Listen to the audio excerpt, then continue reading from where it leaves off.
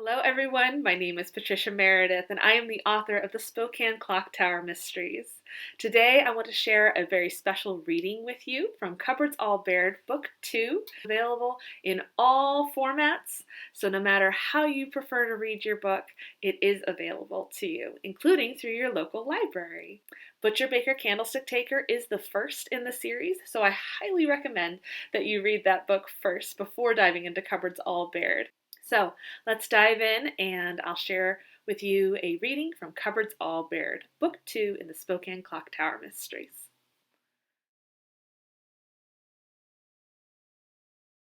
Bernard's patience was almost completely worn through when Coroner Baker finally arrived with Lawson and the wagon. It was unfortunate their current coroner shared a name with the most recent big news murderess, but it wasn't like he could change it.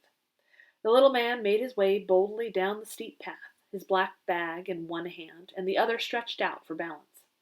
Once he reached his side, he gave Bernard a quick nod in greeting and then got straight to work, perching his pince-nez upon his pointed nose above a graying mustache. Bernard gave the man room to work and joined Lawson, who'd also descended and was now looking back up the steep path with a worried expression.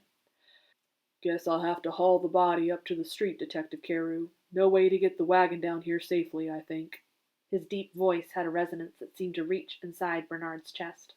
"I agree. I'll help, of course. Shouldn't be too difficult with us on either end. It's good there's plenty of light for Dr. Baker to do his work before we have to move it." Lawson nodded. The man smelled like cinnamon, which was a nice change from the stench of the hobo in the body. Bernard wondered if the smell had begun to cling to him, and made a plan for a lavender cleanse with the bowl and pitcher that evening, as he wasn't one to enjoy their modern claw-footed tub. It didn't take long for Coroner Baker to rise and close his bag, removing his pince-nez as he turned to tell Bernard his thoughts. "Looks to me like the man took a bad fall." It was difficult to tell if the Minnesotan was joking or serious, as he was also a Presbyterian. "His face looks rather the worse for wear compared to the rest of him, wouldn't you say?" Bernard asked. "Yes." Baker looked up the hill. "But I'm certain you'll find a large rock with the rest of his face somewhere between here and there." This time the man's mouth twitched at the corners. "Can we move him to the wagon now, Dr. Baker?" Lawson asked, eager to be about his business. He had no doubt entertained plans of going home for lunch, now dashed.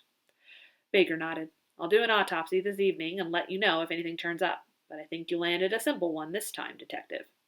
"Yes, sir. Thank God for that." But the little man shook his head.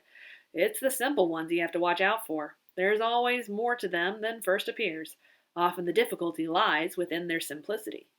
And with that he tipped his hat, briefly revealing his balding head, before telling Lawson he'd make his own way back. "Well, let's get to it," Bernard said, and clapped his hands together as though he anticipated rather than dreaded the coming task. Find out more when you pick up a copy of Cupboards All Bared, Book 2 in the Spokane Clock Tower Mysteries, now available in ebook, audiobook, and print. And be sure to pick up a copy of Butcher Baker Candlestick Taker, Book 1, if you haven't read it yet. It'll make things go much more smoothly if you have read that one before you pick up this one. Thank you for joining me. I hope you'll join me again soon. Thanks.